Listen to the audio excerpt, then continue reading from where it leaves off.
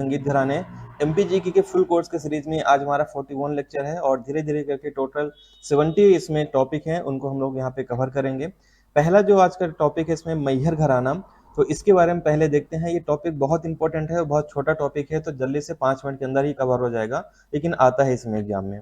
ठीक है, तो चलिए स्टार्ट करते हैं। पहला मैहर घराने की अगर बात करें हम लोग, तो यह भारतीय शास्त्रीय संगीत से संबंधित घराना है जो भारत के उत्तरी भागों में उत्पन्न हुआ। इसका निर्माण उस्ताद अलाउद्दीन खान ने मैहर रियासत में किया था। वेरी वेरी इंपॉर्टेंट है, एग्जाम में पूछा गया क्वेश्चन है।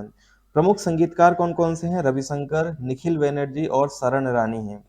ठीक है, फिर ग्वालियर घराने की बात करें तो भारतीय शास्त्रीय संगीत के सबसे पुराने ख्याल घरानों में से एक है।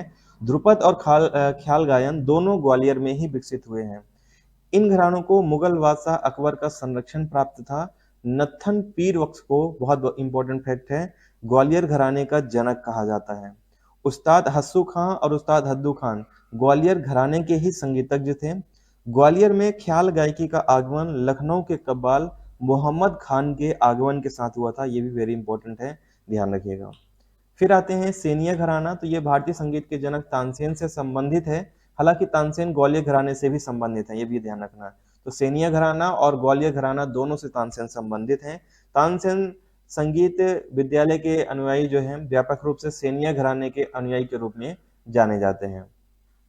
सितार पे 17 झरोखे के होने की इस घराने की शैली की अपनी अलग ही विशेषता है, ये आपको ध्यान रखना है। ये तानसेन का चित्र है।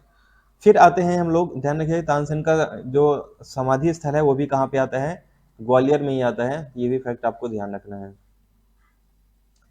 और इंदौर घराने की बात करें तो इंदौर घराना भारतीय शास्त्रीय संगीत के मुखर घरानों में से एक है, जिसकी स्थापना आमिर खान ने की थी। और आमिर खान कुछ प्रसिद्ध गायक और शिष्य पंडित अमरनाथ, शंकर लाल मिश्रा, कंकड़ा बनर्जी, पूर्वा मुखर्जी आदि इसके प्रसिद्ध गायक हैं।